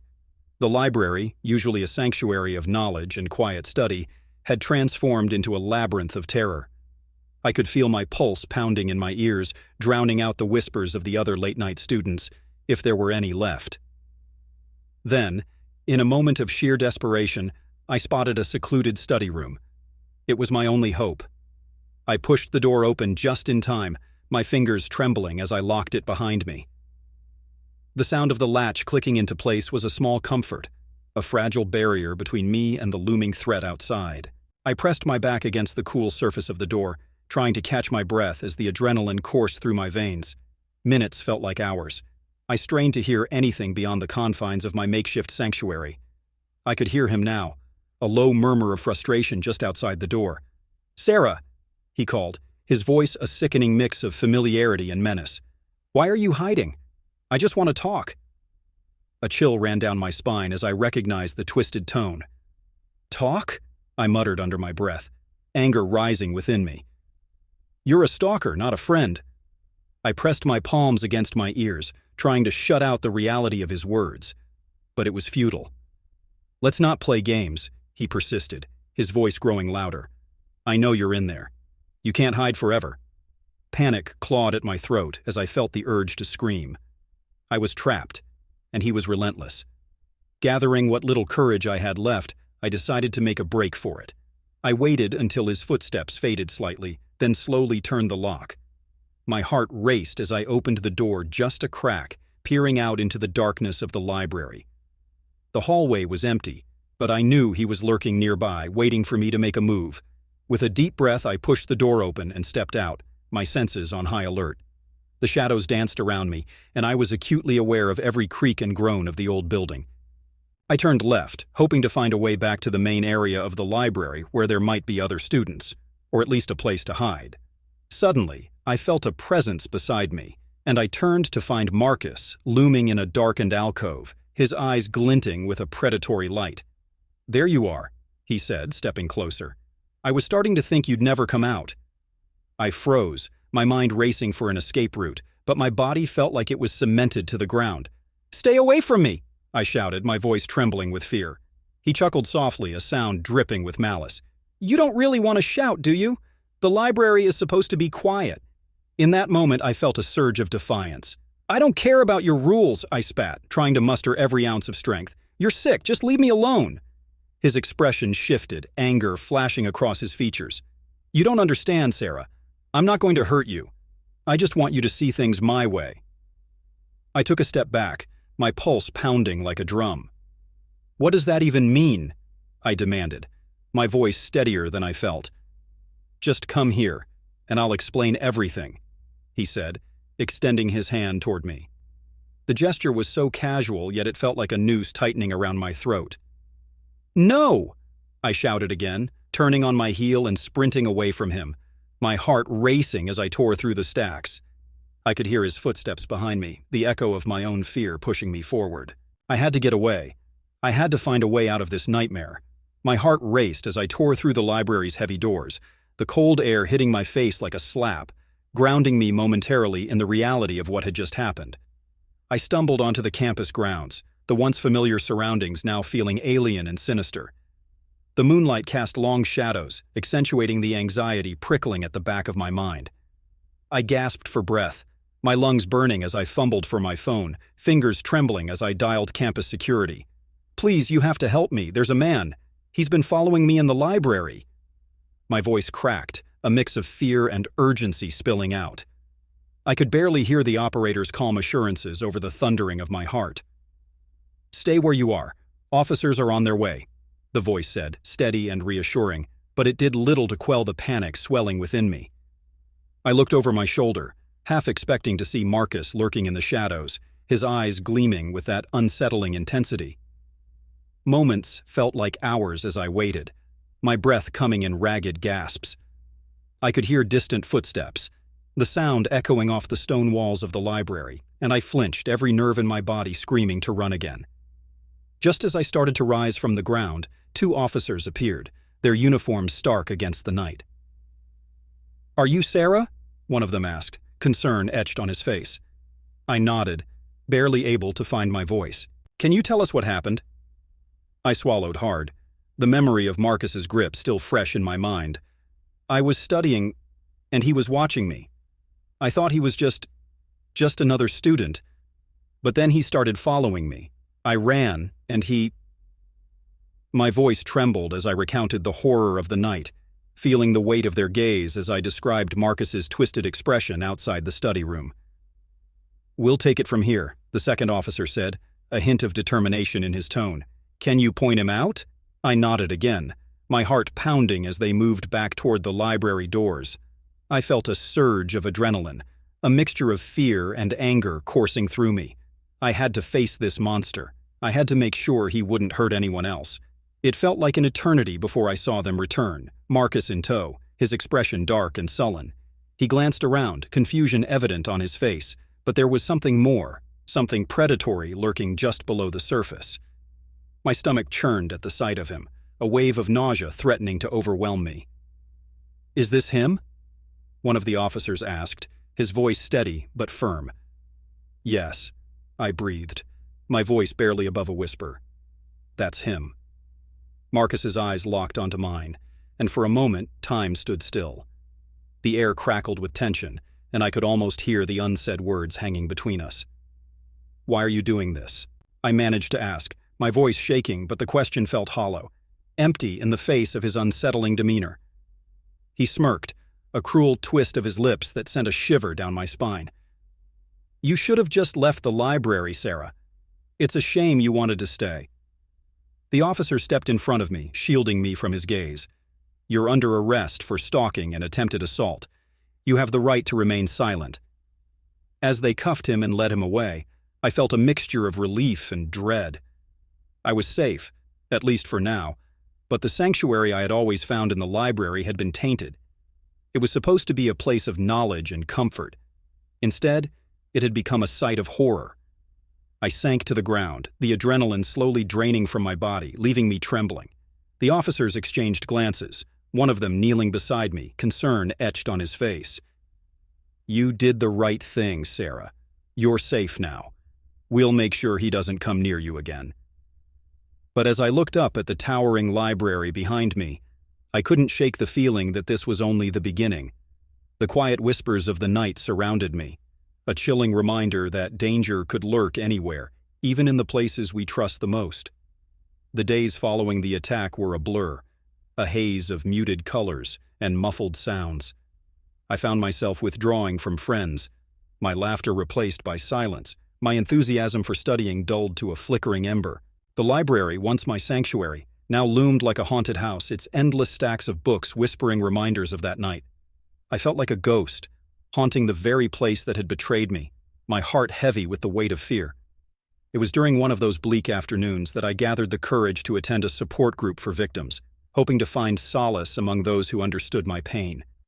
The room was small, filled with mismatched chairs and a few hesitant faces, all echoing my own sense of vulnerability. As we sat in a circle, I felt the warmth of shared experiences, but it was Emily's story that pierced through my fog of despair. "I thought I was safe," she began, her voice trembling slightly. "It was just like yours. I was studying late and he wouldn't stop staring." My heart raced as she recounted the details of her encounter with Marcus. It was uncanny how similar our experiences were, the way her eyes widened with recognition as she described the chilling sensation of being watched. "He followed me too," she said, her fingers fidgeting with the hem of her sweater. "I thought I lost him, but he was right there, lurking in the shadows."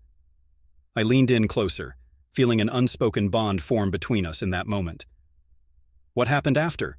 I asked, my voice barely above a whisper. Emily's gaze dropped to the floor. "I managed to get away, but it took me weeks to feel safe again. I thought I was alone in this, but it seems like he has a pattern." Her words resonated deeply, striking a chord within me. I had to know more. "We need to find out who he really is," I said, determination creeping into my voice. "If he's done this to you, maybe there are others." Emily nodded, her eyes shining with the same resolve. "I've heard rumors. Some girls have dropped out after their encounters with him. We should investigate." That night, with Emily by my side, we began our search for information. We spent hours in the library's databases, scouring social media, and even lurking around campus forums. Each click of the keyboard felt like a step closer to unearthing the truth, a thread pulling us deeper into the shadows of Marcus's life. As we dug, we stumbled upon a few disturbing articles about past incidents involving students. Each story was a little more unsettling than the last, and I could feel the dread pooling in my stomach. "Look at this," Emily pointed to a post dated several months before my own encounter. "It's about a girl who was assaulted in a similar way. Same description, disheveled man, unyielding stare." I swallowed hard, a chill running down my spine. "It's like he's been doing this for years." "Exactly," Emily replied, her determination fueling my own. "We have to find out more. We can't let him get away with this." The next few days were a blur of late nights and gathering evidence, our bond strengthening as we shared stories of our fears and dreams. One afternoon, while we were sitting in a cozy cafe, Emily leaned closer, her voice lowering conspiratorially. "What do you think would happen if we confronted the university about this?" I hesitated, the weight of the idea settling heavily on my chest. "Do you think they'd even listen? They might just sweep it under the rug." Emily's eyes flashed with defiance. "We have to try. If they're aware, maybe they can do something about it.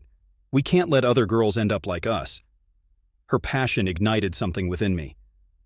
"Okay, let's do it. But we need more evidence first, something that proves he's a danger." Driven by a newfound sense of purpose, we continued our investigation, combing through records and piecing together the fragments of Marcus's past. Each detail we uncovered sent shivers down my spine, confirming our worst fears about his predatory nature. But the more we learned, the more we realized how deeply this ran. The whispers of dread began to solidify into a palpable sense of urgency. We needed to act, to confront the darkness that had invaded our lives. A knot of anxiety tightened in my stomach as I thought about what lay ahead, but I steeled myself, knowing that I was no longer alone in this fight. Together, we would shine a light on the shadows that had haunted us for far too long.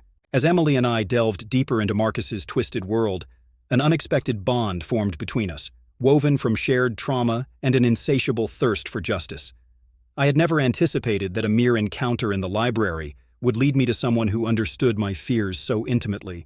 We met frequently in the dim light of coffee shops, poring over notes and piecing together the fragments of Marcus's dark history. "It's like a puzzle," Emily said one afternoon, her brow furrowed as she scanned the latest batch of documents we had printed. "But the more we find, the more horrifying it becomes." I nodded, my fingers trembling slightly as I flipped through the pages. Every story is eerily similar. It's as if he has a blueprint for how he targets his victims. Exactly, she replied, her voice low. And if we can connect the dots, we might have enough evidence to show the university just how serious this is. Days turned into weeks, and as we compiled our findings, a chilling realization settled over me. Marcus was not just trouble. He was a predator. Each story shared by other victims echoed my own, tales of isolation, fear, and the painful realization that safety could be an illusion. One evening, as we sifted through our notes in a quiet corner of the library, a flicker of a memory caught my attention. "Remember that night I was attacked?" I asked, glancing at Emily. There was something strange about the way he followed me. It felt planned. Emily's eyes widened. "What do you mean?" "It's like he knew where I would be at every moment," I explained, my pulse quickening. "What if he has been watching us? What if this isn't just about targeting women, but something more sinister?" Before Emily could respond, a notification pinged on her phone. She glanced at the screen, her expression shifting from curiosity to alarm. "It's an anonymous tip. Someone says we should check out an abandoned section of the library." My heart raced. "Do you think it could lead us to more evidence against him?" "Only one way to find out," she said, determination sparking in her eyes. As we navigated the dimly lit corridors of the library, the familiar sense of dread began to creep in. I felt the weight of every shadow lurking in the corners, reminding me of that night. With each step, the air grew heavier, charged with the anticipation of what we might uncover. "Are you sure about this?" I whispered, suddenly filled with doubt as we approached a door that looked as though it hadn't been opened in years. Emily gave me a reassuring nod. "We have to do this. For all of us." The door creaked open, and we stepped inside the hidden room. The sight that greeted us was jarring. A collection of photographs pinned to the walls, each image depicting women who had crossed paths with Marcus. My stomach churned as I recognized several faces, including mine. "What the hell?" I murmured, stepping closer to the walls adorned with his twisted artwork. Emily's breath caught in her throat. "This is insane. He's been documenting his obsession." Among the photographs, we found journals filled with disturbing entries that detailed his thoughts and plans. My hand shook as I flipped through the pages, horrified by the depth of his fixation. "This isn't just a collection, it's a manifesto," I breathed, my voice barely above a whisper. "He's been studying us like experiments." Emily's eyes darkened as she scanned the room. "We need to take this to the authorities. This is proof of everything we've been saying." Suddenly, a noise echoed from the entrance of the room, causing us both to freeze. My heart raced as I turned, half expecting to see Marcus himself. Instead, it was just the wind, whistling through the cracked windows. "Let's hurry," I urged, stuffing the journals into my backpack. "Before anyone finds us here." As we made our way back through the library, I felt a mix of exhilaration and terror. We were on the verge of exposing the truth, but the shadows of our past loomed large, threatening to swallow us whole. "Do you think he knows we're on to him?" Emily asked, glancing over her shoulder, her voice trembling slightly. "I don't know," I replied, the fear creeping back in. "But we can't let him intimidate us any longer. We have to be brave." Daki, with the evidence secured and our resolve strengthened, we stepped out into the night, ready to confront the darkness that had haunted us for far too long. The fluorescent lights of the campus police station flickered overhead, casting a harsh, sterile glow that did little to soothe my frayed nerves. The evidence we had gathered felt like a heavy weight in my backpack: photos, journals, and testimonies from other women touched by Marcus's dark shadow. Emily stood beside me, her brow furrowed in concern, as we awaited our turn to speak with the officer on duty. "Are you sure about this, Sarah?" she asked, her voice low and steady, though I could see the tremor in her hands. "What if they don't believe us?" I took a deep breath, trying to calm the storm of anxiety swirling inside me. "They have to believe us. We have the proof. We can't let him get away with this." As we were called into the small office, a middle-aged officer with a weary expression introduced himself. "I'm Officer Mills. What brings you both here today?" His tone was professional, but I could sense a hint of skepticism. I pulled out the contents of my backpack, laying them out on his cluttered desk. "We have information about Marcus, the man who attacked me," I said, my voice firm despite the tremors in my hands. "And there's more. We've found evidence that suggests he's been stalking other women too." Officer Mills leaned forward, studying the photographs in the journals. His expression shifted from skepticism to concern as he flipped through the pages. "This is troubling," he muttered, his brow knitting in thought. "But you realize that we'll need more than just this to take action, right?" "What do you mean?" Emily interjected, her voice rising. "These are real victims. We can't just wait for more evidence when he's out there, free to do whatever he wants." Mills rubbed the back of his neck, glancing between us. "I understand your urgency, but we have protocols. We'll need to conduct interviews, gather formal statements." "Do you even know who you're dealing with?" I interrupted, my frustration boiling over. "Marcus is dangerous. He's been stalking us for months. If you don't act now, he could hurt someone else." The officer held up his hands in a calming gesture. "I hear you, and I'll do what I can to expedite this, but I need you to understand that it may take time." I nodded, though a knot of dread settled in my stomach. The thought of Marcus lurking in the shadows while we waited for a slow-moving system to respond was unbearable. After what felt like an eternity, we left the station with a promise that they would look into our claims. But as we made our way back to campus, a new wave of anxiety washed over me. What if they didn't take it seriously? What if Marcus struck again before we could stop him? Just as we reached the library's entrance, my phone buzzed violently in my pocket. I fished it out, my heart racing as I saw an unknown number flashing on the screen. Against my better judgment, I answered. "Sarah," a voice hissed, low and menacing. "You think you can expose Marcus? You have no idea what you're getting into." My breath hitched in my throat and I exchanged panicked glances with Emily. "Who is this?" I demanded, my voice trembling with fear. "You'll regret this," the voice continued, filled with a chilling calm. "You're not safe. None of you are." The call ended abruptly, and I stood frozen, the implications of the message crashing over me like cold water. "Sarah, what did they say?" Emily asked, her eyes wide with concern. "Someone just threatened me," I whispered, my pulse racing. "They know what we're doing." "This isn't over," Emily said, a fierce determination in her eyes. "We can't back down now. We need to keep digging." As we walked back into the library, a sense of foreboding clung to me. The walls that had once felt like a sanctuary now seemed to close in, hiding secrets and dangers within their depths. I glanced over my shoulder, half expecting to see Marcus lurking in the shadows.